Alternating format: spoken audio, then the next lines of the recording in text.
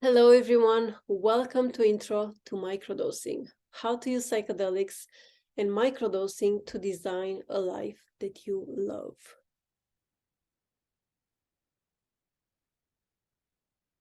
Today's intention is to share with you what worked for me and for the clients I work with. And the reason I'm saying that is because some of the practices that worked for me might not work for them. And this goes to show that psychedelics have such a great use, and everyone's so unique and so different, and you'll have to try psychedelics and microdosing for yourself to see what works for you. But today I just want to share what I have experienced and what seemed to be working for my clients, and you can start there as the starting point, and then you can adjust along the way. Hopefully with this presentation I will bring a lot more clarity and help on sorting through the amount of information that's out there. And also by the end, I hope it will answer the question, can microdosing work for me?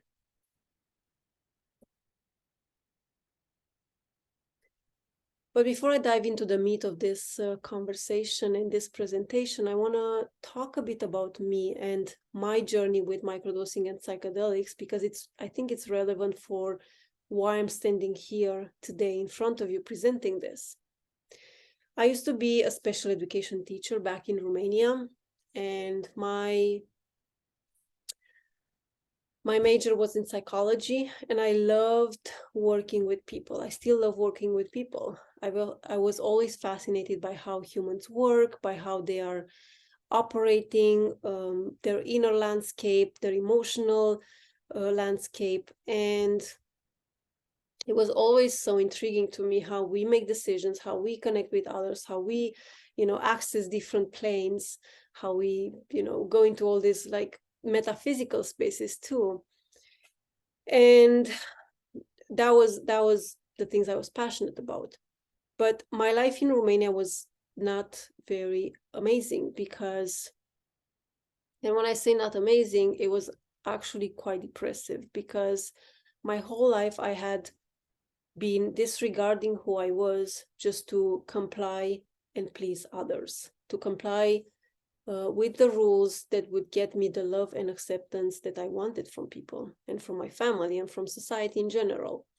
And so in my life journey, I felt like I had to disown a lot of who I was to belong and to fit in. And that was making me feel like life had no meaning. And I would wake up every day and everything was dull and gray and, in this depressive state. And I would often ask myself, like, what's the point of all of this? I never had the courage to, plan anything to exit this plane, but I was definitely um, wanting for that to happen sooner rather than later, because there was nothing really exciting or joyful about it. And, I felt lost and depressed and insecure, and had really low self-esteem. And I realized that I was trading a lot of my authenticity for belonging and love. And so in that process, I entered a lot of abusive relationships. I was maintaining codependent relationships because that's how I would get my self-worth from, by fixing others. My whole life, as I said, I was a people pleaser, so I would attune to other people's needs and desires, and I would do everything I could just to attend to them, including disregarding my own needs. Hence, I had no boundaries. I couldn't communicate what I wanted. I didn't know what I needed, actually. And yeah, it was just really not good. And so, after 27 years of living like that, I decided that that was enough. It couldn't go on like that anymore. And the solution I found was to move across the world, all the way to Canada, far away from all these influences in my life, so I could actually discover myself, so I could actually get in touch with who I really was. And so I moved all the way to Canada at 27 years old, and I started from zero. I left behind all my education, all my expertise, and I just started there as a living caregiver. And it was such an amazing opportunity for me to find myself, to understand what I liked, what I disliked, what were my preferences. And I could separate what were all the influences from friends and family and what was actually mine. And I realized that there were a lot of things I used to do that I actually did not enjoy. And so in this process of self-discovery, I went even deeper when I discovered Brené Brown. And if you're familiar with her work, she's exceptional. And I got to increase my understanding over all the blockages I was having, the way I was showing up in my relationships, in my life, how I was disempowering myself. And it all made sense to me. It was all so clear. But for some reason, I couldn't bring myself to let go of these old patterns and old ways of thinking and reacting and feeling and make different choices in my life to actually create this new life that I wanted for myself. And so that's where, when 5 years ago, when I discovered psychedelics 5 years ago, I had these major breakthroughs, because it allowed me to not just to understand with my mind who I was and what I was, but to feel it in my whole body. So all the work that I had done prior to psychedelics with Brené Brown, it just all clicked inside my body. And in that process, I also found meaning for my life. I realized that one of the major breakthroughs in one of the psychedelic mushroom experiences was realizing that when we are true to ourselves and we bring out that to the world, we are a gift. And that's why we were created the way we were created, to allow that to come through. And we just put all these masks to try and prevent it, because someone in the past has told us that this was wrong. And so I broke a lot of those limiting beliefs, and I managed to create a life that I actually love. So now what I do, I use psychedelics for self-discovery, and I help others to move from one identity into another through that transitional period, and create an actionable blueprint that helps them create the life that they love. And I know how to do that because I've been doing it for the past 10 years, by moving countries, by changing jobs, by finding my passion, finding myself, and taking all these leap of faith to do things that felt more aligned with me. And I love it because I get to travel the world and co-create with people in the psychedelic space, create events, create retreats, coach others, and hold space in ceremonies. And it just fills my heart to see humans blossoming in a safe and loving space. So this is what I do, and that's why I'm here today. And I would like to go over some of the essentials of microdosing. So we'll kind of dive into what microdosing is, some of the benefits, protocols, where to start, find your sweet spot, systematic tracking, intention set and setting. So what is microdosing? Microdosing is the practice of regularly consuming a very small amount of psychedelics with the intention of improving one's quality of life. So microdosing does not cause any classic psychedelic effects, such as hallucinations or visual distortions or changes in your consciousness. Microdosing is a practice that yields best results when it's done over an extended period of time following a certain protocol. And the exact effects of microdosing will vary depending on the substance, the dose, the set and setting, the intention, and the person, really, because as I said, it will affect every single one of you differently. Okay, so understanding the dose. Well, I love this breakdown because it works with ranges. And I find that you cannot say that this dose is a microdose and this dose alone, right? And what I found was that, you know, the recommended dose for a microdose is normally 1/10 of a gram, which makes it to be 100 milligrams of ground mushrooms. But my personal threshold is around 50 milligrams. And so I know people that need to take 150 milligrams to get the benefits of microdosing. So between me and them, who's right? We are both right, right? We have just different biologies, and it works differently for us. So microdosing can vary between 50 milligrams to 250 milligrams, depending on the person.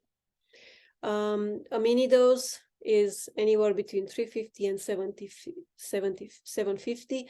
And then that will give you like a total expansion of being, total free flow of feeling. And you don't, in that feeling, you don't actually lose touch with your surroundings. So you're still very grounded. A museum dose, for example, is anywhere between 0.5 gram and 1.5 grams. And the reason why it's called like that, it was called like that by the pharmacologist Alexander Shulgin.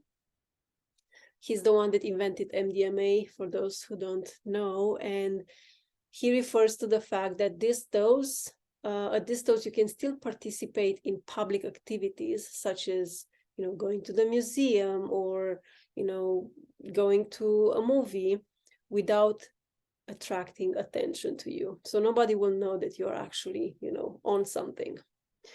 Then moderate dose is anywhere between 2 grams and 3.5 grams. And I use this range for journeys that I take people on. And depending on the person's experience and their tolerance, we start around 2.5 and then we increase the dose to 3.5. And I like that range because it allows for emotional processing, for trauma processing, for melting the blockages, for getting the insights that they need. And they're still kind of attuned to what's happening around them. So it's not like they've lost touch with reality completely. On the other hand, a mega dose, which is above 5 grams, it will definitely put you into a non-ordinary state of consciousness. It will take you up in different dimensions. You'll probably have a mystical experience. You'll probably have an ego death, but it's not quite guaranteed. But those things might happen. And at this point, you want to have someone next to you, because when you take more than 5 grams, your body feels very heavy, and it's going to be very hard to navigate your surroundings. And so if you want to go to washroom, if you want to get some water, you definitely want to have someone there to help you with that. All right, let's get to the benefits of microdosing. So why should you even consider microdosing? Well, psychedelics and microdosing especially, they still require a lot of scientific research to fully understand how they work. And I know that some people out there will claim that microdosing is nothing else but placebo effect. But there is a large body of evidence demonstrating that microdosing can lead to physical, mental, and emotional improvements. And, you know, in 2010, James Fadiman, an American transpersonal psychologist, he put out there a guide where he told people how to microdose, what would be a protocol and what would be some of the guidelines. And then he just gave it to all of them, and in return he asked for people's experiences with microdosing, and he got so much good data anecdotal data that supports all these findings, all this. It makes you want to research microdosing because you can see that there are so many benefits. There are so many changes in people's lives. It's undeniable. So some of the physical benefits that you might have when microdosing, it can be maybe improved sleep or physical energy, more physical energy, enhanced sensory perception, decreased level of pain. And actually that was studied last year, I believe, by Beckley Foundation.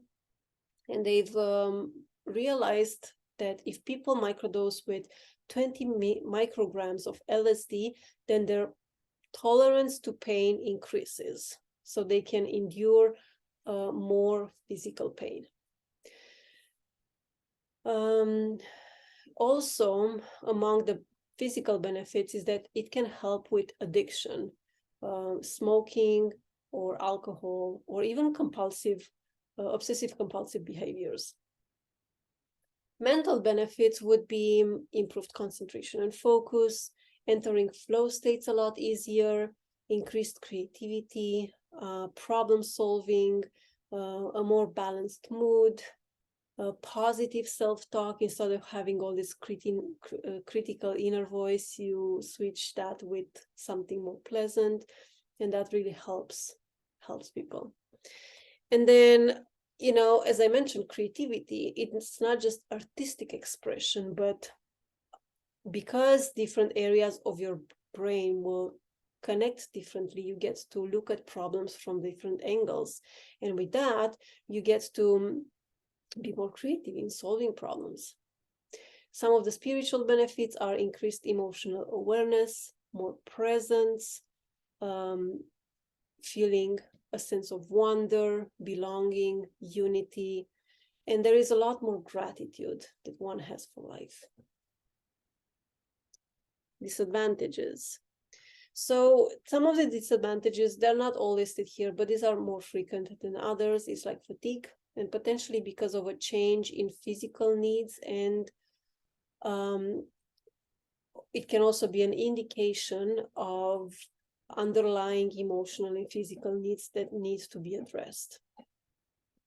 Tolerance, it's another disadvantage, because if you microdose multiple days in a row without any break, then the tolerance increases and you will need a lot more to feel the same effects. But the good news about tolerance is that the faster it increases, the faster it decreases. So if you microdose one day and you take a break of 2 days even, then you'll come back to zero almost. Another disadvantage was, you know, dealing with changes. And when you deal with changes in your consciousness and your sensitivity, that can be challenging. And then you have nausea and headache and increased anxiety. And I found that increased anxiety often happens because that's just a resistance to allowing other emotions to be processed. And when we resist that, then our anxiety increases. Some of the protocols, as I mentioned, is Fadiman's protocol. And he suggested taking 1 day on and 2 days off. And the reason for that is because the first day you'll feel the benefits, the second day you'll feel the afterglow, and then the third day you'll kind of revert back to your baseline. Stamets protocol is a mycologist, like Stamets is a mycologist from British Columbia, Canada, and he's a mycologist, and he loves using not just magic mushrooms or psilocybin mushrooms, but also functional mushrooms. And he's been studying the benefits of functional mushrooms for brain injuries. And so he developed this protocol, which kind of changed over time, as you see it here on the screen. And he also developed a stack, which is combining psilocybin mushrooms with lion's mane and niacin. Some of the other protocols out there are 1 day on and 1 day off. And I personally started with this one and I really liked it, but it is a personal preference. So you'll have to see which one you like more. Okay, so where do you start? That is such a great question. So the golden rule is to start low and go slow. And that's because you cannot untake what you've already taken. Now, the general consensus for starting with a microdose is 1/10 of a gram, and that makes it 100 milligrams, which, as I mentioned, I think before, it was not my first my experience, my great experience. So when I started microdosing, I was not really aware of set and setting, and I thought that 100 milligrams is what everyone should take. And so I decided to take my first dose at work. Big mistake, because it ended up being too much for me. And that day at work was also super chaotic, and it made me feel very uncomfortable, very irritated. It gave me a headache. I could not concentrate. I was constantly thirsty and famished, and it was just so unpleasant to be with. And so I almost gave up because I didn't understand why was everyone raving about microdosing and about all these benefits, and I was not experiencing that. But then later I found out that that was probably too much. And so what I started, I readjusted my dose, and I started at 25, and slowly I increased my dose by 25. And I found out that my dose was at 50. As I mentioned, there are a few signs that will tell you whether your microdose has been too high or not. So you can feel lightheaded, headaches, red and dry eyes, constantly famished and thirsty, that's a big one, and irritated overall. This brings me to systematic tracking and the need to pay attention to how microdosing impacts you. Now, when I started microdosing 3.5 years ago, there were no fancy apps that would track my progress throughout a month. And so what I did, I developed my own microdosing journal. So I created Odin, and this allows you to track systematically all these areas that you see on the screen. And then looking back, you get to see patterns. You get to see how microdosing is impacting you. And I love this because nothing compares with personal data. No one else's experience will be better than the personal data you gather from your experience. And then you get to customize to your own needs and to your own unique constitution the microdosing journey.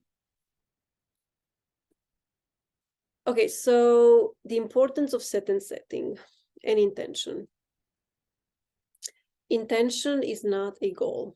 It's just an anchor that will help you remind you of why you started microdosing.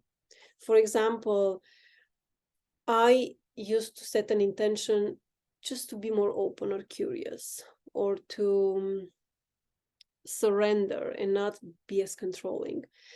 And so every time in my day something would come up and I would be triggered, or I would want to control things, I would remind myself of that. And it was very easy to navigate that way. Now, if you want to use, intention setting for more productivity and for focus, the way I use it is like I set the intention for working on my website or a presentation, and then the set refers to the mindset you go in with. And what I use for my mindset is I use a story, and the story goes like this: as long as I'm working on this project, I'll get to the finish line faster. And so this prevents me from picking up my phone and scrolling Instagram and breaking my working, momentum. And that really helps. And then the setting is the space I create for myself. So I need to have a very clean desk where I put all the things that I need for that particular task, nothing else. I put my phone on Do Not Disturb.